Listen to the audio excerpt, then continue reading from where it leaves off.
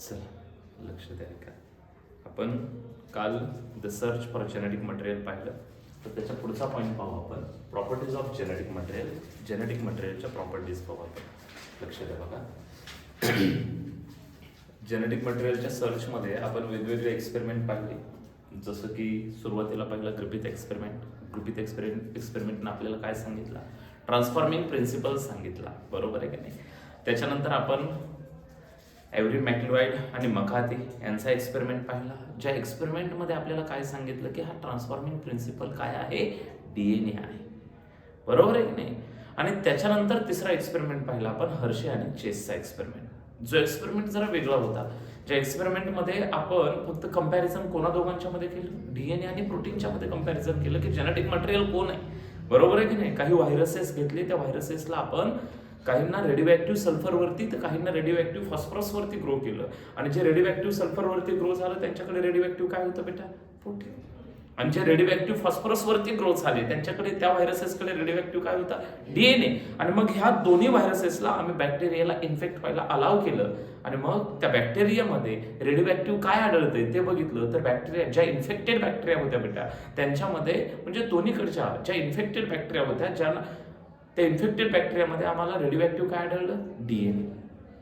याचा अर्थ DNA हेच जेनेटिक मटेरियल आहे, प्रोटीन नाही, बरोबर आहे. मग आता आपल्याला काही प्रॉपर्टीज पाहिजेत बेटा. Now let's see the properties of genetic material. काय प्रॉपर्टीज आहेत बघा जेनेटिक मटेरियलच्या. तर genetic material must have the following properties. काही गुणधर्म त्यांच्याकडे असले पाहिजे. काल आपण इथपर्यंत आणून सोडलं होतं. काय गुणधर्म जेनेटिक मटेरियलकडे असले पाहिजे? Ability to generate its replica. जर एखाद्याला जेनेटिक मटेरियल म्हणून घ्यायचं असेल तर त्याच्याकडे एक क्षमता असली पाहिजे to generate its replica. Replica म्हणजे एक्झॅक्ट सिमिलर कॉपी. लक्षात येतंय का? म्हणजे स्वतःची हुबेहूब कॉपी तयार करता आली पाहिजे, रेप्लिकेशन करता आलं पाहिजे. ही पहिली प्रॉपर्टी, पाठ करायची प्रॉपर्टी बेटा. दुसरी प्रॉपर्टी आहे केमिकल अँड स्ट्रक्चरल स्टॅबिलिटी. रासायनिक दृष्ट्या, रचनात्मक दृष्ट्या त्याच्याकडे स्टॅबिलिटी असली पाहिजे. मला सांगा, तुम्हाला काय वाटतं, डबल स्टँडर्ड DNA हे जास्त स्टेबल असेल की सिंगल स्टँडर्ड RNA जास्त स्टेबल असेल? डबल स्टँडर्ड DNA जास्त स्टेबल असतं बेटा. स्टेबल असणं म्हणजे काय? तर आम्ही उतावीळ नसणं. कुणी बी या बॉन्ड तयार करा, कुणी बी या बॉन्ड तयार करा, कुणी बी या जुळवून घ्या, बरोबर आहे त्या टाईपमध्ये. लक्षात येते. म्हणजे कशासाठी उतावीळ नसायचे? बॉन्ड तयार करण्यासाठी. जर उतावीळ नसेल तर आम्ही त्याला काय म्हणतोय? ते स्टेबल आहे. नेक्स्ट काय बेटा? Provide the mutations needed for evolution. ज्याला आम्हाला जेनेटिक मटेरियल म्हणायचंय, मग तो DNA असेल किंवा RNA असेल, त्या जेनेटिक मटेरियलनं म्युटेशन प्रोव्हाइड केलं पाहिजे बेटा. जर म्युटेशन होत असेल तर काय होईल? व्हॅरिएशन येईल. आणि जर व्हॅरिएशन असेल तर variation is the base of evolution, बरोबर आहे की नाही. That genetic material should provide the mutations needed for evolution. मला पहिल्यापासून प्रॉपर्टीज सांगा. पहिली प्रॉपर्टी काय प्रॉपर्टी असली पाहिजे त्याच्याकडे? ability to generate its own replica. 2 नंबरची प्रॉपर्टी बेटा, that material should be chemically and structurally stable, बरोबर आहे. आणि 3 नंबरची प्रॉपर्टी आहे provide mutation which is needed for evolution. Next बघा, ability to express as a Mendelian character. त्याचे genetic material आहे का नाही, त्यानं मेंडेलियन कॅरेक्टर म्हणून एक्सप्रेस झालं पाहिजे. सर मेंडेलियन कॅरेक्टर कसे एक्सप्रेस झाले बेटा? मेंडेलियन कॅरेक्टर्स हे पेअर मध्ये असायचे. आम्ही मेंडेलियन कॅरेक्टर, एक कॅरेक्टर त्याच्यासाठी 2 अलील असायचे बेटा, 2 जीन असायचे, अल्टरनेटिव्ह फॉर्म्स असायचे, 2 क्रोमोझोम वरती असायचे. आणि हे जे आम्ही ज्याला जेनेटिक मटेरियल म्हणतोय का नाही, ते सुद्धा तसं असलं पाहिजे, बरोबर आहे का नाही. आम्हाला काय सांगायला लागले माहितीये का? जेनेटिक मटेरियल DNA आहे. इकडे आपला प्रवास चालू आहे, पण आम्हाला काही गोष्टी ऑलरेडी माहिती आहेत की जेनेटिक मटेरियल हे DNA. आणि अभ्यास करताना सुद्धा आपण डोक्यात तेच ठेवायचं. अगोदरच आम्हाला माहिती आहे जेनेटिक मटेरियल DNA आहे, त्याच्या प्रॉपर्टीज आहेत. आम्ही जर इकडून तिकडे चाललो का नाही तर मग नाही लक्षात येत. कळतंय का? बघा, त्या प्रॉपर्टीज पाठ करायच्या. तुम्हाला which of the following statement is true or correct about the genetic material, अशा काहीतरी वाक्य असतील आणि त्या वाक्य म्हणजे हे स्टेटमेंट खाली दिलेले असतील बेटा. त्या genetic material should have ability to generate its own replica, chemically and structurally stability, provide the mutations needed for evolution and ability to express as Mendelian characters. Next बघा, what are the reasons for the stability of DNA. आम्ही म्हणतो genetic material हे कोण आहे? DNA. काय कारण आहेत DNA genetic material म्हणजे DNAच्या स्टॅबिलिटीच्या पाठीमागचे कारण काय? केमिकली आणि स्ट्रक्चरली डीएनए कसं आहे सांगितलं बेटा आम्ही, स्टेबल आहे. आणि त्याच्या पाठीमागची कारण काय, reasons for high reactivity mutability of RNA. बघा पहिली गोष्ट म्हणजे डीएनए डबल स्टँडर्ड आहे. डीएनए डबल स्टँडर्ड आहे म्हणजे एका स्टँड वरती जे नायट्रोजनस बेसेस आहेत बेटा, जे बॉन्ड तयार करायला, हायड्रोजन बॉन्ड्स तयार करायला रेडी आहेत, ते ऑलरेडी बॉन्ड्स तयार झाले. त्याच्यामुळे यांच्याकडे आमच्याकडे काय बॉन्ड बिंड तयार करायला काही नाही, म्हणून हे स्टेबल आहे. लक्षात येतंय, आरएनए कडे सिंगल स्ट्रँड आहे बेटा, त्याच्यामुळे इथे येऊन कोणी बॉन्ड तयार करेल काय सांगता येत नाही. म्हणजे रिझन्स बघा, reasons for the stability of a DNA double standard, reason for mutability of RNA single standard. दुसरी गोष्ट म्हणजे presence of thymine and presence of uric acid. DNA कडे नायट्रोजनस बेस पिरिमिडिन मधला जे 3 नायट्रोजनस बेसेस आहेत बेटा pyrimidines मध्ये, बरोबर आहे की नाही, त्याच्यातले 2 कोण प्रेझेंट आहे डीएनए मध्ये, थायमिन आणि सायटोसिन. तर आरएनए मध्ये काय आहे, युरॅसिल आणि सायटोसिन. आणि थायमिन आणि युरॅसिल मध्ये काय फरक आहे बरं, थायमिन मध्ये बेटा तुम्ही जर बघितलं तर थायमिन मध्ये एक्स्ट्राचा इथे मिथिल ग्रुप प्रेझेंट असतो. काय प्रेझेंट आहे बेटा इथं, मिथिल ग्रुप CH3. इथं मात्र तो मिथिल ग्रुप प्रेझेंट नाही. आणि म्हणून थायमिनचं दुसरं नाव काय बेटा, 5-मिथिल युरॅसिल. यालाच आम्ही 5-मिथिल युरॅसिल सुद्धा म्हणतो. हा मिथिल ग्रुप आहे म्हणून आणखी स्टेबल आहे बेटा. लक्षात येतंय का, इथं मात्र मिथिल ग्रुप नाही, बॉन्ड तयार करायला रेडी आहे कोणासोबत तरी. आणि म्हणजे बॉन्ड तयार करायला रेडी आहे, इट मीन्स दॅट रिएक्टिव्ह आहे बेटा.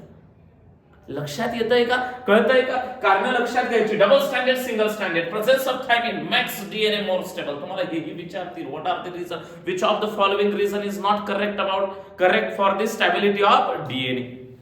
कळतंय का, डीएनएच्या स्टॅबिलिटीसाठी खालीलपैकी काय खरं नाहीये किंवा काय खरं आहे असंही काय विचारतील. डीएनए डबल स्टँडर्ड आहे, डीएनए कडे थायमिन आहे, याच्यामुळे सुद्धा डीएनए स्टेबल आहे बेटा. Next reason, absence of 2' in sugar. म्हणजे दुसऱ्या कार्बन वरती OH नसणं. डिऑक्सिरायबोज शुगर मध्ये आम्ही पाहिलं, पहिला कार्बन, दुसरा कार्बन कसा आहे बेटा, डिऑक्सी आहे. हायड्रॉक्सिल ग्रुप होता, ऑक्सिजन निघून गेलाय, हेही स्टॅबिलिटीचं कारण आहे. आणि इथं एकच OH आहे तर लगेच बॉन्ड तयार करतंय, बरोबर आहे, ऍडजस्टंट न्यूक्लियोटाइड सोबत बॉन्ड तयार करतंय. इथलं असतं ह्यानं बी कोणासोबत बॉन्ड तयार केला असतं, हायड्रॉक्सिल ग्रुपनं. लक्षात येतंय का, या कारणामुळे सुद्धा स्टेबल आहे. हे मला सांगा, डीएनए आरएनए पेक्षा जास्त स्टेबल का आहे? पहिलं कारण बेटा, डीएनए कसं आहे, डबल स्टँडर्ड. दुसरं कारण बेटा, प्रेझेन्स ऑफ थायमिन. आणि तिसरं कारण आहे presence of OH on the second carbon of sugar.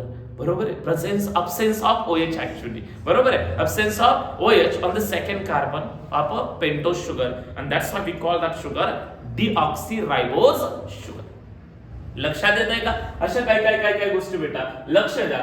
दस याच्यावरून आम्ही काय कन्क्लूड केलं, RNA is unstable.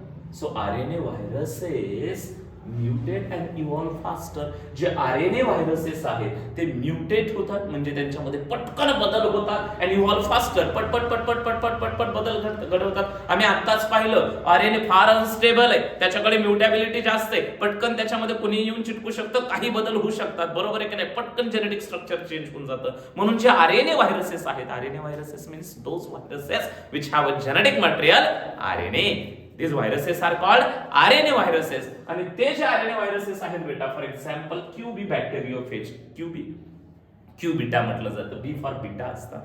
Q beta bacteriophage, tobacco mosaic virus, हे जे आरएनए व्हायरसेस आहेत, म्हणजे असे व्हायरसेस ज्या व्हायरसेस मध्ये जेनेटिक मटेरियल काय बेटा, आरएनए आहे, ते mutate and evolve fast.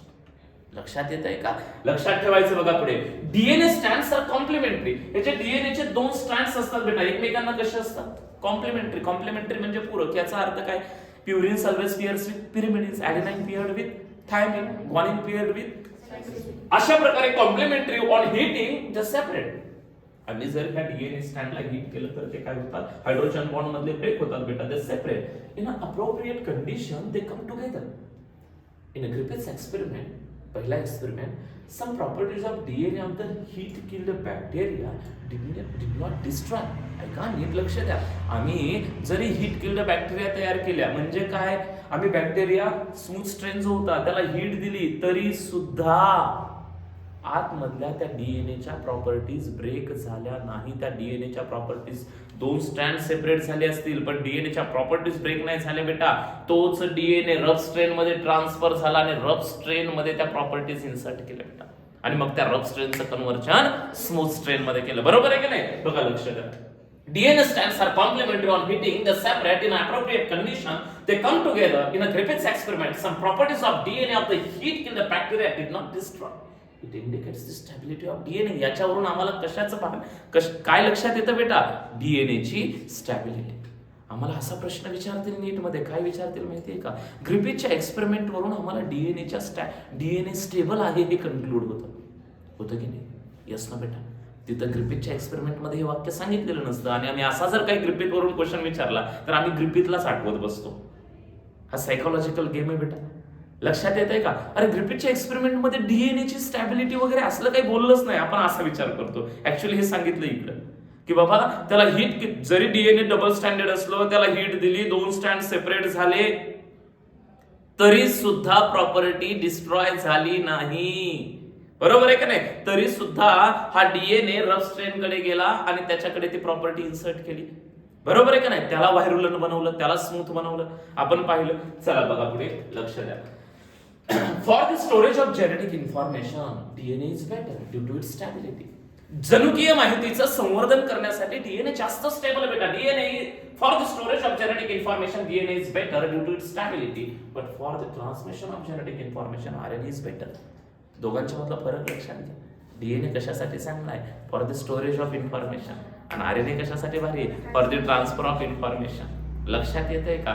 Data store करायला हार्ड डिस्क म्हणून चांगलं कोण आहे? डीएनए. पण मेसेंजर कोण आहे? आरएनए.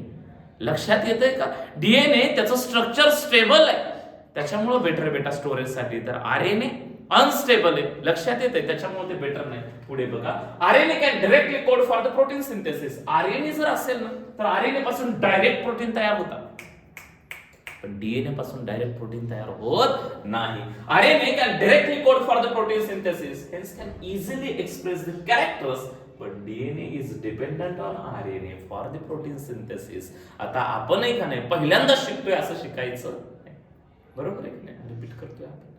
त्याच्यामुळे लक्षात ठेवायचं. आम्ही अगोदर सिक्वेन्स आम्हाला माहित होती. डीएनए पासून आरएनए तयार होतो. काय म्हणतो आम्ही त्याला? ट्रान्सक्रिप्शन. आणि आरएनए पासून प्रोटीन तयार होतं. काय म्हणतो? ट्रान्सलेशन. काय? ट्रान्सलेशन. बरोबर आहे की नाही? मग डीएनए ला जर प्रोटीन तयार करायचं असेल बेटा तर DNA is dependent on RNA. DNA पासून आधी आरएनए तयार करा, आरएनए पासून प्रोटीन तयार करा. लक्षात येतंय का? पण आरएनए मात्र काय करते? जर आरएनए कुठं जेनेटिक मटेरियल असेल तर ते काय तयार करते? आरएनए डायरेक्टली एक्सप्रेस होतोय हो. काही आरएनए व्हायरसेस मध्ये आरएनए जेनेटिक मटेरियल आहे की? जसं की QB bacteriophage, tobacco mosaic virus, genetic material काय बेटा? आरएनए. आताच पाहिलं आपण. तुम्हाला विचारतील खालीलपैकी कशामध्ये जेनेटिक मटेरियल हे आरएनए आहे? In all the viruses. बरोबर आहे का? नाही. सगळे व्हायरसेस मध्ये आरएनए जेनेटिक मटेरियल असतं का? नाही. काही जणांच्या मध्ये डीएनए पण असतं पण काही व्हायरसेस मध्येच आरएनए हे जेनेटिक मटेरियल असतं. एग्जांपल के तौर पे बताए बेटा tobacco mosaic virus, Q beta bacteriophage virus. म्हणजे bacteriophage is a virus which infects the bacteria. लक्षात येतंय? असं काय आता बघ. आपण आरएनए वर्ल्ड मध्ये एक पॉइंट दिलाय तुम्हाला पुढे एमबीआय मध्ये. RNA world. आरएनए वर्ल्ड मध्ये आपण आता काय आरएनए कसा असतो, काय असतो, थोडीशी आरएनए बद्दलची माहिती पाहू. लक्ष द्या का बघा. RNA was the first genetic material. वाक्य फोकस झालं पाहिजे बेटा. आपल्या लक्षात आलं पाहिजे की sir RNA is the first genetic material. म्हणजे आरएनए हे पहिलं जेनेटिक मटेरियल आहे म्हणताय. पहिलं जेनेटिक मटेरियल आहे म्हणजे आपण जर इव्होल्युशनची हिस्ट्री पाहिली बेटा, इव्होल्युशनचा जर इतिहास पाहिला, जर पाठीमागे वळून बघितलं तर आपल्या असं लक्षात येतं की अगोदर जे प्रिमिटिव्ह सेल्स आहेत, प्रिमिटिव्ह ऑर्गॅनिझम जे आहेत त्यांच्यामध्ये जेनेटिक मटेरियल हे आरएनएच होतं. जसं जसं इव्होल्युशन व्हायला लागलं बेटा तसं तसं स्टेबल जेनेटिक मटेरियल डेव्हलप झालं ते म्हणजे डीएनए. म्हणून फर्स्ट जेनेटिक मटेरियल काय म्हटलंय? आरएनए. मी तुम्हाला इव्होल्युशनची हिस्ट्री सांगितली ना बऱ्याचदा की ना पहिलं लाईफ फॉर्म काय होता हो बेटा? युनिसेल्युलर लाईफ होती. बरोबर आहे का नाही? त्याच्या अगोदर काय होतं? सर त्याच्या अगोदर फक्त मॉलिक्युल्स एकत्र आले होते, बाहेर प्रोटीनचा कोट वगैरे होतं, म्हणजे व्हायरस सारखी परिस्थिती होती. हळूहळू सेल तयार झाली बेटा, एक सेल, मग मल्टीसेल्युलर, असे कंडिशन्स डेव्हलप झाले. आणि जेव्हा लिव्हिंग पार्टिकल होता सुरुवातीच्या काळात, तेव्हा त्या लिव्हिंग पार्टिकल मध्ये पण आरएनए जेनेटिक मटेरियल होतं. सुरुवातीला काही सेल्स डेव्हलप झाल्या तर आरएनए जेनेटिक मटेरियल होतं, पण due to the course of जसं जसं इव्होल्युशन होत गेलं मोर स्टेबल जेनेटिक मटेरियलची गरज होती बेटा, आणि मग हे डीएनए डेव्हलप झालं. लक्षात येतंय का? चला बघा, it act as a genetic material and catalyst. दोन्ही म्हणून काम करते, जेनेटिक मटेरियल म्हणून पण काम करते. कोणामध्ये? व्हायरसेस मध्ये. आणि कॅटॅलिस्ट म्हणून पण काम करते. आम्हाला तर माहितीच आहे know, enzymes are the proteins. म्हणजे आता बघा, एन्झाईम्स हे काय आहेत? प्रोटीन्स. आणि हे काय करते माहितीये का? हे जे आरएनए का नाही, आरएनए काय म्हणून काम करतं? तर कॅटॅलिस्ट म्हणून काम करतं. म्हणजे काही रिॲक्शन्स घडवून आणण्यासाठी आवर्जून काम करतंय, ते रिॲक्शन घडवून आणतंय. म्हणजे कॅटॅलिस्टचं काम काय असतं? कॅटॅलिस्टचं काम असतं गाठी मारणं. बरोबर आहे की नाही? प्रसंग घडवून आणणं कॅटॅलिस्टचं काम आहे. लक्षात येते का तुमच्या? अशा प्रकारचं काम करतं. Essential life processes, RNA essential life processes evolve around the RNA. आपल्या सजीवांमध्ये ज्या महत्वाच्या जीवन प्रक्रिया आहेत बेटा, कोणत्या जीवन प्रक्रिया? जसं की मेटाबॉलिझम, ऑल द रिॲक्शन्स म्हणतो, ट्रान्सलेशन, कळतं? ट्रान्सलेशन, आरएनए पासून प्रोटीन तयार होणं एक महत्वाची लाईफ प्रोसेस आहे बेटा ही. स्प्लायसिंग असेल, स्प्लायसिंग काय आहे? तर हेट्रोन्यूक्लियर आरएनए पासून ऍक्च्युअली एमआरएनए तयार होत असताना स्प्लायसिंग, कॅपिंग, टेलिंग वगैरे होतं बघा. तुम्हाला थोडंसं वाचलेलं असेल तुम्ही अगोदर, ठीक आहे? तिथं म्हणजे essential life processes are also evolve around the RNA. तुम्हाला वाक्य काय विचारलं जाईल? वाक्य न वाक्य महत्वाचं बेटा. तुम्हाला विचारलं जाईल which of the following statement is not correct about the RNA. How many of the about statements, how many of the following statements are correct about RNA. तुम्हाला स्टेटमेंट ना स्टेटमेंट पार्ट असणं गरजेचं बेटा. लक्षात येतंय का? पहिलं स्टेटमेंट काय आहे? RNA was the first genetic material, it act as a genetic material and catalyst. त्याच्यानंतर essential life processes like metabolism, translation, splicing evolve around RNA. ह्या सगळ्या प्रोसेसेस कशाच्या अराउंड डेव्हलप झाल्यात बेटा? आरएनए. पुढे बघा, DNA evolve from RNA for stability.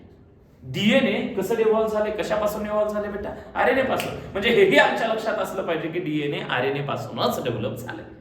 कशासाठी? For stability. लक्षात घ्या का? RNA was the first genetic material. मला आरएनए वर्ल्ड मधले पॉइंट सांगा. पहिला पॉइंट काय? RNA was the first genetic material. दुसरी गोष्ट काय? ते काय म्हणतंय? जेनेटिक मटेरियल आणि कॅटॅलिस्ट म्हणून काम करते. पहिला पॉइंट काय बेटा? RNA was the first genetic material. दुसरा point, it act as genetic material and catalyst. तिसरा पॉइंट बेटा, essential life processes are evolved from RNA. Which essential life processes? Like metabolism, translation, splicing. बरोबर आहे. 3 point झाले. चौथा point सांगा आरएनएच्या बाबतीत. काय चौथा पॉइंट बेटा? DNA is also evolve from RNA. Single stranded आरएनएच्या पुढेच कॉम्प्लिमेंटरी दुसरं स्ट्रँड आलं. हळूहळू हळूहळू डीएनए सुद्धा तयार झाला. Means DNA is evolve from RNA. आता काय होतं माहितीये का? परीक्षेत प्रश्न विचारला जातो, स्टेटमेंट खरं आहे का खोटं आहे? DNA evolve from RNA. आम्ही म्हणतो इनकरेक्ट आहे. कसं काय इनकरेक्ट आहे म्हणत असं सांगू?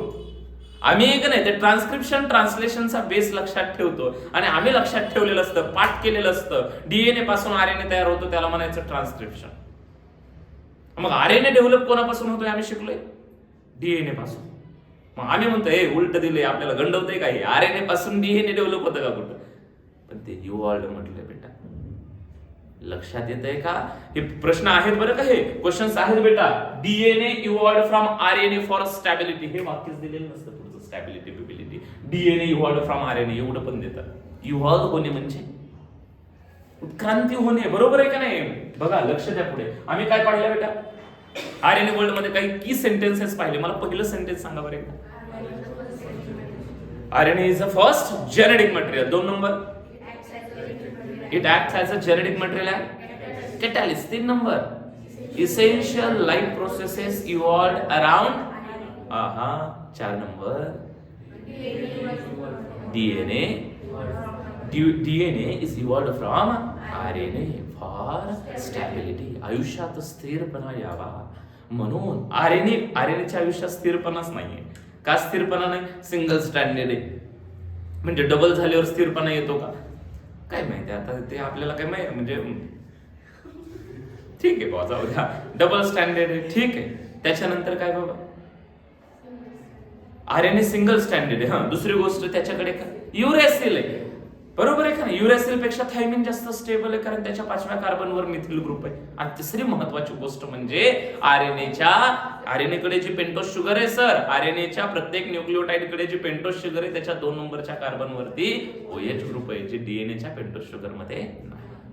These are the reasons. चला पुढे बघा, लेट्स सी बेटा, central dogma of molecular biology. Molecular बायोलॉजीचा सेंट्रल डोग्मा पाहू आपण की सेंट्रल डोग्मा म्हणजे एकदम थिन कन्सेप्ट काय, आपल्याला काय शिकत जायचंय बघा, लक्ष द्या. तर it is proposed by Francis Crick. Francis क्रिकनं हा सेंट्रल डोग्मा प्रपोज केलाय. आता ना प्रत्येक गोष्ट आपल्याला लक्षात ठेवावी लागणार आहे. याच्या अगोदर 2-3 सायंटिस्ट मी तुम्हाला सांगितले होते. कोणते सायंटिस्ट सांगितले होते? मी तुम्हाला सांगितलं की मला सांगा ह्या न्यूक्लिक ऍसिडचा डीएनएचा वगैरे शोधच लावलाय फ्रेडरिक मिशन. आणि त्याला इनिशियली काय म्हटलं होतं? न्यूक्लिक. डीएनएचं डबल स्टँडर्ड मॉडेल कोणी प्रपोज केलं बेटा? Watson and Crick. आणि हे कशाच्या आधारे प्रपोज केलं त्यांनी? एक्सरे डिफ्रॅक्शन डेटा जनरेटेड और produced by Maurice Wilkin and Rosalind Franklin. Scientist विसरायचे. लक्षात येत आहे? आता बघा, सेंट्रल डोग्मा कोणी मांडलाय? अरे सेंट्रल डोग्मा कोणी मांडलाय? फ्रान्सिस क्रिकनं मांडलाय. बघा, it states that the genetic information flows from DNA to RNA आणि आरएनए टू प्रोटीन. आम्हाला मागच कळलं होतं आता काय की जेनेटिक इन्फॉर्मेशन जरी डीएनए कडे स्टोअर होत असते, डीएनए स्टोअर करतंय आणि आरएनए काय म्हणतंय? मी मेसेंजर आहे. Genetic information is stored in DNA and transferred with the help of RNA to the cytoplasm to synthesize the proteins. बेटा, DNA to RNA, RNA to protein. This is the central dogma. DNA पासून RNA तयार होणं याला म्हणायचं transcription. काय म्हणायचं? Transcription. आणि RNA पासून प्रोटीन्स तयार होणं याला म्हणायचं ट्रान्सलेशन. बेटा, हे जे डबल स्टँडर्ड डीएनए आहे याच्यापासून सुरुवातीला आरएनए तयार होतो. तयार झालेला आरएनए सेलच्या आतमध्ये न्यूक्लियसच्या मधून बाहेर येतो, सायटोप्लाझम मध्ये जातो आणि सायटोप्लाझम मध्ये गेला की काय तयार होते त्याच्यापासून? प्रोटीन. आता हीच थीम आहे, हीच कन्सेप्ट आहे, हेच आपल्याला चांगल्या पद्धतीने शिकत जायचंय. हा सेंट्रल डोग्मा. बघा, लक्ष द्या. आता बघा, डीएनए रेप्लिकेशन हा जो सेंट्रल डोग्मा आहे ना, याच्या अराउंड आपण पॉइंट शिकणार आहे. डीएनए रेप्लिकेशन मात्र आपल्याला अगोदर शिकून घ्यायचे. ऍक्च्युअली डीएनए रेप्लिकेट कसा होतो लक्षात येत आहे? चला बघा, ऐका. DNA replication. मी तुम्हाला याच्या अगोदर रेप्लिकेशन या शब्दाचा अर्थ सांगितला बेटा. रेप्लिकेशन म्हणजे formation of exact similar copy.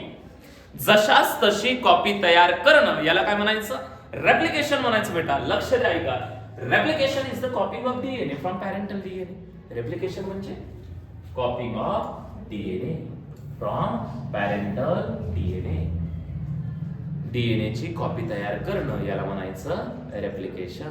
Parental DNA पासून म्हणजे अगोदरच असणाऱ्या डीएनए पासून जशाच तशी हुबेहूब कॉपी तयार करणे याला म्हणायचं रेप्लिकेशन. बघा पुढे. Watson and Crick proposed a semi conservative model of replication.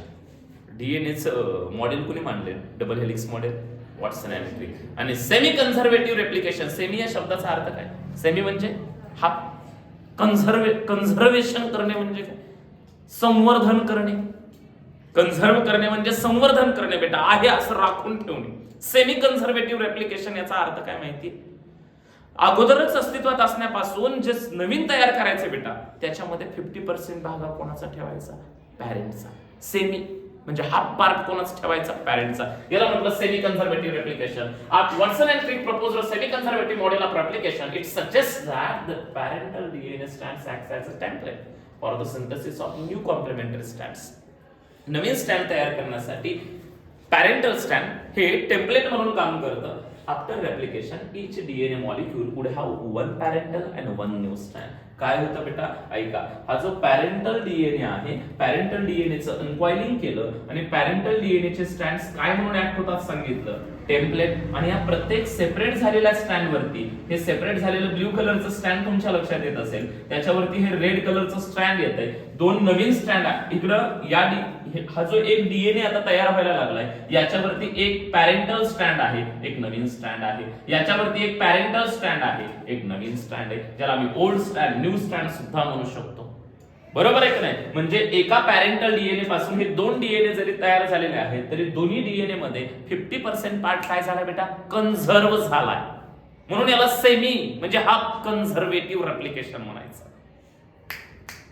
लक्षात येत आहे का? सेमी कन्झर्वेटिव्ह रेप्लिकेशन का म्हटलंय तर या कारणामुळे म्हटलंय. आता आपल्याला याच्यानंतर एक नाही मिसलसन आणि स्टाल यांनी एक एक्सपेरिमेंट करून सांगितलं बेटा. मॅथ्यू मिसलसन आणि Franklin stall proved semi conservative model. ऐका रे बाबा, ते जे सेमी कन्झर्वेटिव्ह रेप्लिकेशनचं मॉडेल प्रपोज कुणी केलं? वॉटसन आणि क्रिक. प्रपोज एकानं केलं पण मॉडेल मांडलं कुणी? अरे मॉडेल मांडलं कुणी? मिसलसन आणि स्टाल. सेमी कन्झर्वेटिव्ह रेप्लिकेशनचं मॉडेल मांडलं मिसलसन आणि स्टाल, पण प्रपोज केलं कुणी?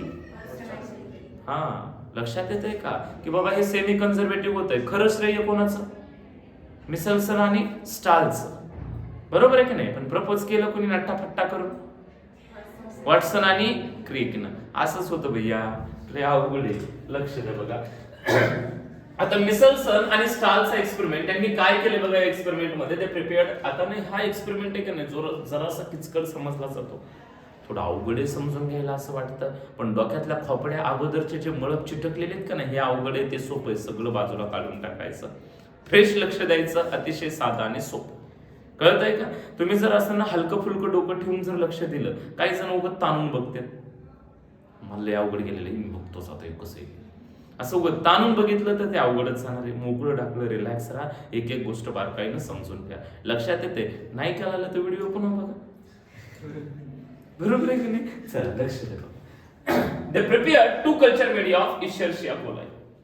आता 2 इशर्शिया कोलायच्या मीडिया तयार केल्या. मीडिया म्हणजे काय असतो? माध्यम. कशासाठी? For the growth of Escherichia coli.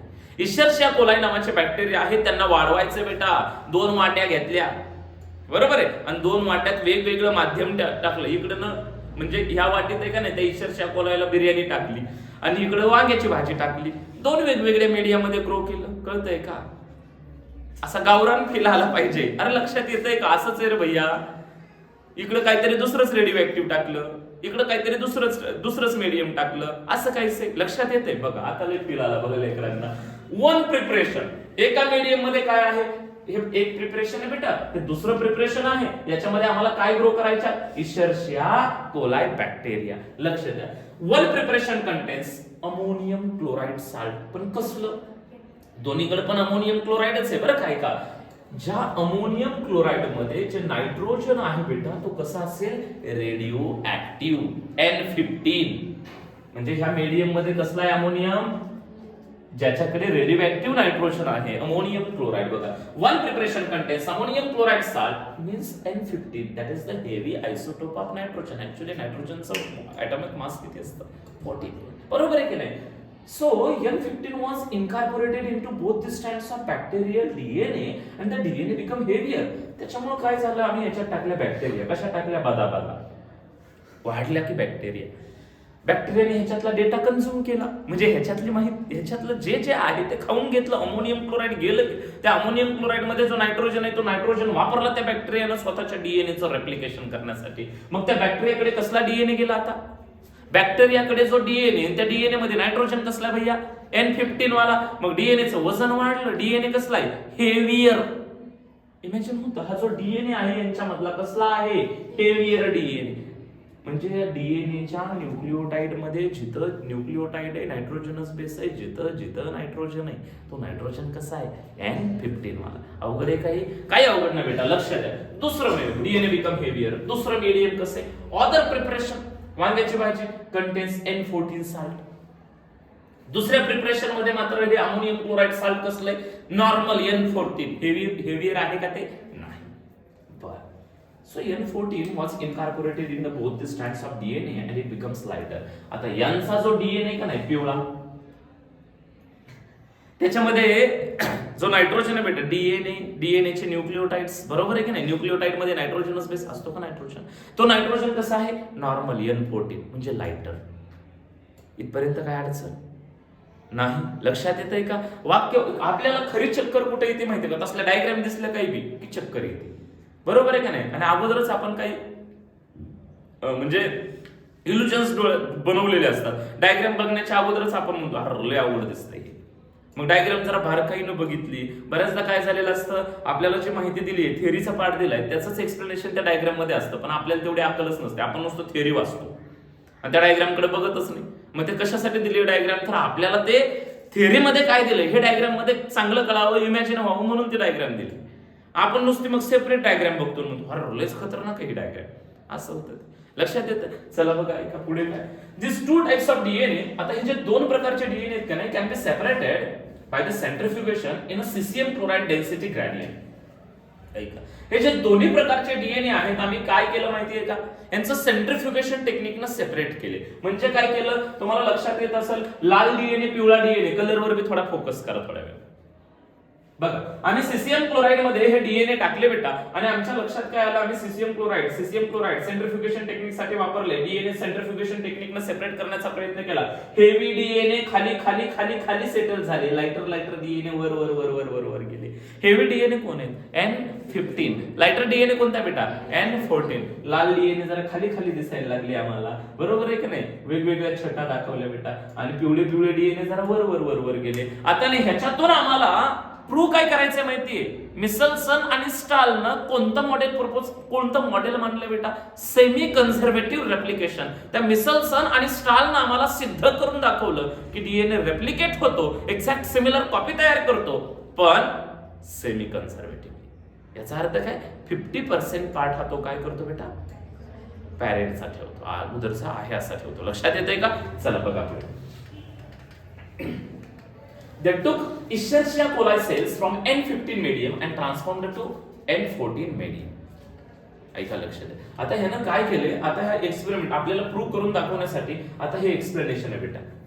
कसं काय बरं की सेमी कन्झर्वेटिव्हली रेप्लिकेट होते, तर बघा आता लक्षात आहे. मी तुम्हाला अगोदर समजावून सांगतो, ठीक आहे. डीएनए दोन्हीचं आपण मिश्रण घेतलं. आता बघा मला सांगा हा डीएनए कोणता आहे? N15 वाला डीएनए, ठीक आहे. ह्या N15 डीएनए ला रेप्लिकेट व्हायचे 20 मिनिटांनंतर. एक रेप्लिकेशनची सायकल कंप्लीट होते, दोन स्ट्रँड सेपरेट झाले, लाल स्ट्रँड दोन सेपरेट गेले, बरोबर आहे का नाही. आणि त्याला ना जे दुसरा कॉम्प्लिमेंटरी डीएनए आहे आता येणारा, तो डीएनए कोणता आहे? N14 वाला. कोणता डीएनए बेटा? N14. काय आलं निम्म N14. लक्षात येतंय का? म्हणजे ह्याचा अर्थ हे रिप्लिकेशन कसं जनरेशन 1 नंतर सेमी कन्झर्वेटिव्ह. बरं, दुसरं सायकल आफ्टर 40 मिनिट म्हणताय, म्हणजे आणखीन एकदा 20 मिनिटांनंतर, इथून 40 मिनिट मोजलेत ते. बरं, पुन्हा काय झालं, हे लाल एकीकडे गेलं, N14 वाला एकीकडे, N15 वाला एकीकडे, N14 वाला एकीकडे, N15 वाला एकीकडे. इमॅजिन होतंय का? दोन स्टँड सेपरेट झाले. मला सांगा, पण आता नवीन जे कॉम्प्लिमेंटरी स्टँड येणार आहे ते नेहमी कशाचे येणार आहे? N14 चे येणार. लाल आता हे जे दुसरं N14 वाले त्याच्यासोबत कोण आलं? दुसरं N14 वालाच आलं. N15 वाल्यासोबत कोण आलं? N14 आलं. बरं, खालचं लाल आहे N15 वाल्यासोबत कोण आलं? N14च आलं. आणि नुसतं N14 होतं एक सेपरेट झालेलं स्टँड, त्याच्यासोबत पण कोण आलं? N14. डायग्राम बघितल्यावर चक्कर यायचं काय काम? काहीच नाही. लक्षात येतंय का? आता हेच कशासाठी भानगड चाललीये फक्त हे लक्षात ठेवायचं. मिसलसन आणि स्टालनं कुठाना कशासाठी केलाय, तर हे सांगण्यासाठी की बाबा तुमचा डीएनए रेप्लिकेट होत असताना सेमी कन्झर्वेटिव्हली होतो. याचा अर्थ पॅरेंटल स्ट्रँड एक ठेवतो आणि एक नवीन स्ट्रँड घेतो. लक्षात येतंय? एवढं डोक्यात ठेवायचं. दे टूक इशर्शिया कोलाई सेल्स. आता बघा, दे टूक Escherichia coli cells from N15 medium and transferred to N14 medium. They took Escherichia coli cells. याच्या Escherichia coli cells आहेत ना, बिर्याणीतल्या बाहेर काढल्या, N15 medium मधल्या बाहेर काढल्या बेटा, and transformed into कशात ट्रान्सफर केलं? N14 mediumच्या N14 medium मध्ये ऑलरेडी कसल्या बॅक्टेरिया ज्यांचा डीएनए N14. बरोबर आहे का नाही? चला बघा, आफ्टर 1 जनरेशन 20 मिनिटांनंतर, that is after 20 minutes, they isolated and centrifuged the DNA. 20 मिनिटांनंतर त्यांनी डीएनए आयसोलेट केला, म्हणजे बाहेर काढला. आता ना पहिल्यांदा आम्हाला काय दिसले, सगळा कसला डीएनए बेटा? हेवी डीएनए बॉटमला आहे. 20 मिनिटांनंतर त्यानं काय केलं बेटा? लक्ष दे, 20 मिनिटांनंतर ते आयसोलेटेड अँड सेंट्रिफ्युगड. मग त्यांच्या लक्षात काय आलं बघा, they isolated and centrifuged the DNA. Its density was intermediate, that is the hybrid between N14 DNA, N15 DNA आणि N14 डीएनए. नुसती N14 डीएनए ची जी डेन्सिटी फार कमी लाइटर असायला पाहिजे आणि N15 ची फार हेवी असायला पाहिजे. या दोघांच्या तुलनेत ह्याची डेन्सिटी कशी मिळाली? हायब्रिड मध्येच मिळाली. कारण याच्याकडे असणारे दोन्ही स्ट्रँड कसे आहेत? एक स्टँड कसं आहे N14 वाला आणि एक कसं आहे N15 वाला. हे मला सांगा, दोन्ही स्टँड जर N15 चे असते तर ते कुठं असतं? बॉटमला. आणि जर दोन्ही स्टँड N14 चे असते तर जरा वरती. सुपरनॅचरल सारखं जरा वरच्या बाजूला असतं ते. तुमच्या लक्षात येतंय का? डायग्राम बारकाईने कळाली पाहिजे बेटा ती. This shows that in a newly formed DNA one strand is old type. मग याच्यावरून आमच्या लक्षात काय आलं? नवीन तयार झालेल्या डीएनए मध्ये एक स्ट्रँड हे ओल्ड टाईपचं आहे, तर एक स्ट्रँड हे न्यू टाईपचं आहे. This confirms this semi conservative replication of DNA. याच्यावरून काय कन्फर्म होतं? Semi conservative replication. Semi conservative replication म्हणजे काय? डीएनए ची कॉपी तयार होत असताना एक स्ट्रँड हे मायबापाचं असतं, पॅरेंटचं असतं, एकच स्ट्रँड नवीन असतं. हे याच्यावरून प्रूव्ह झालं. सेंट्रीफ्युगेशन टेक्निक हे आपल्याला डोळ्यानं दिसतंय. मिसलसन आणि स्टालला काही डीएनए चे स्ट्रँड लाल आणि पिवळे दिसत होते का? नाही. मग ते त्याच्यासाठी हा एक्सपेरिमेंट करावा लागला त्याला. लक्षात येत आहे की नाही? समजतंय, कळतंय? चला पुढे. आफ्टर दिस सेकंड जनरेशन, जेव्हा आम्ही सेकंड जनरेशन घेतलं तेव्हा आणखीन चांगल्या पद्धतीने हे प्रूव्ह झालं बेटा. That is after 14 minutes there was a equal amount of hybrid DNA and light DNA. आता बघा मात्र काय झालं की याच्यापासून आम्ही पुन्हा हायब्रिड डीएनए तयार केला. बघा ऐका, याचं पुन्हा रेप्लिकेशन केलं तर बघा मी तुम्हाला सांगितलं हे एक स्टँड, हे एक स्टँड, हे एक स्टँड, हे एक स्टँड, हे सगळे स्टँड काय होऊन जातील? सेपरेट. हे जर सगळे स्टँड सेपरेट झाले बेटा, त्यांच्या भोवताली जे नवीन स्टँड्स येणार आहेत ते सगळ्यांच्या भोवताली कोणते येतील? नवीन स्टँड कॉम्प्लिमेंटरी N14. आणि मग आम्ही बघितलं की हे तयार झालेले डीएनए. मला सांगा हा कसला आहे? N14 complete. हा कसला आहे? हायब्रिड. हा कसला आहे? हायब्रिड. हा कसला आहे? N14. मग आम्ही डेन्सिटी ग्रेडियंट चेक केला. डेन्सिटी ग्रेडियंटवर आम्हाला हायब्रिड डीएनएचा डेन्सिटी ग्रेडियंट बरोबर तिथंच होता आणि जो N14 वाला आहे लाइटर डीएनए तो मात्र वर आला. आम्ही अगोदरचं बघितलं, आठवलं, N15 तर बॉटमला आहे. बरोबर आहे, हे एक्झॅक्टली मिडलला आहे. बरोबर आहे का नाही? हायब्रिड डीएनएचं जे डेन्सिटी ग्रेडियंट दाखवलं जातं बेटा तो कुठं आहे? मिडलला. आणि हे आणखीन चांगल्या पद्धतीनं सेमी कन्झर्वेटिव्हच रेप्लिकेशन असतं डीएनएचं, हे प्रूव्ह झालं. Is that clear? अरे कळतंय का नाही? चला पुढे बघा. आता Taylor and colleagues in the year 1958 performed similar experiments on VCR faba, that is faba beans, using radioactive thymidine to detect the distribution of newly synthesized DNA in the chromosome. आता हे सेपरेट लक्षात ठेवायचं. मिसलसन आणि स्टालच्या एक्सपेरिमेंटला पुरवणी कुणी लावली? ठीक आहे, मिसलसन आणि स्टालनं एक्सपेरिमेंट जो परफॉर्म केला बेटा तो कशावर परफॉर्म केला? ह्युमन बीइंग्स वरती की ॲनिमल्स वरती, प्लांट्स वरती? कशावर केला? एशर्शिया कोलाई बॅक्टेरियावरती परफॉर्म केला बेटा. लक्षात येतंय का? पण त्याच्या पुढे टेलर आले. कोण आलं? टेलर आणि त्याचे सहकारी टेलर अँड कलिग्स. लक्षात येतंय का? खरं तर ते कलिग्स मध्ये मी नव्हतो, मी इकडेच होतो, पण ते त्याचं नाव कसं काय आलं काय माहिती, मी आधी होतो. मीच एक्सपेरिमेंट केला होता. टेलर माझ्या सोबतीला होता. म्हणला साहेब माझं नाव टाका. म्हणलं ठीक आहे. मन मोठे आपलं लक्ष द्या. Taylor and colleagues in the year 1958 performed a similar experiment on VCR faba. Plant वरती एक्सपेरिमेंट परफॉर्म केला बेटा. मिसलसन आणि स्टालचा एक्सपेरिमेंट कशावर होता? Bacteria. Faba beans using radioactive thymidine to detect distribution of newly synthesised DNA in the chromosome. नवीन तयार झालेला जो डीएनए आहे तो क्रोमोझोम मध्ये कसा डिस्ट्रीब्यूट होतो हे ट्रेस करायचं बेटा. की नेमकं नवीन तयार झालेला डीएनए क्रोमोझोम मध्ये कसा जातो. तर मग काय करायचं? आम्ही जर कुत्रं कुठं कुठं जातंय हे जर ओळखायचं असेल, त्याला जर ट्रेस करायचं असेल तर आम्ही काय करू? आता ना कुत्रं कुठं कुठं जातंय हे जर ओळखायची जुनी पद्धत, आताची नाही, तर आम्ही काय करू? त्या कुत्र्याच्या पायाला नाही तर ना पाठीमागं शेपटाला बिपटाला ना एखादीनं कलरची पुडी सोड माग बांधू आणि त्याला होल पाडून कुत्र्याला म्हणून पड. मग कुत्रं जिकडं जिकडं पळाले तिकडे तिकडे पांढरा कलर दिसत. मग आम्ही ट्रेस केलं म्हणायचं की कुत्र्याचा रस्ता कुठं कुठे गेला. तुमच्या लक्षात येते? आता नवीन तयार झालेला डीएनए जर आम्हाला ट्रेस करायचा आहे तर त्याच्यासाठी काय वापरले? Radioactive thymidine. बघा, it proved that DNA in a chromosome also replicates semi conservatively. जास्त डोकं वापरायचंच नाही, परीक्षेच्या हिशोबाने लक्षात ठेवायचं. टेलरने एक्सपेरिमेंट कशावर, आम्हाला प्रश्न काय असणार आहे? टेलरने एक्सपेरिमेंट कशावर केलं तर कशावर? VCR faba. म्हणजे काय? फॅबा बीन्स. VCR faba beans. काय वापरलं होतं? रेडिओएक्टिव्ह थायमिडीन. कशासाठी केलं होतं एक्सपेरिमेंट? टू ट्रेस किंवा आम्ही काय म्हणू, to detect the distribution of newly synthesised DNA in the chromosome. मग प्रूव्ह काय झालं? DNA in the chromosome also replicate semi conservatively. हा जो डीएनए असतो क्रोमोझोम मध्ये, हा म्हणजे क्रोमोझोम मधला डीएनए तो सुद्धा सेमी कन्झर्वेटिव्हलीच रेप्लिकेट होत जातो. लक्षात येतंय का? हे नुसतं बघितलं तरी थोडंसं तुमच्या लक्षात येत असेल. कळतंय? अशा पद्धतीने आपण काय पाहिलं? मिसलसन आणि स्टालचा एक्सपेरिमेंट. कशासाठीचा एक्सपेरिमेंट बेटा? डीएनए रेप्लिकेशन हे सेमी कन्झर्वेटिव्हली होत आहे हे सांगण्यासाठीचा एक्सपेरिमेंट. लक्षात येतंय का? आता पुढे बघा, द मशिनरी अँड एन्झाइम्स. आता DNA replication starts at a point. आता नाही, हे ऍक्च्युली ह्या पॉइंट मध्ये आपल्याला काय शिकायचंय की एक्झॅक्टली डीएनएचं रेप्लिकेशन कसं होतं. ठीक आहे, हा पॉइंट आहे का नाही थोडासा मोठा आहे, आपण हा पॉइंट एका सेपरेट क्लासमध्ये घेऊ. ठीक आहे, हा मिसलसन आणि स्टार्लचा एक्सपेरिमेंट जो जरासा किचकट पार्ट वाटतो तोही पार्ट तुमचा क्लिअर झालाय.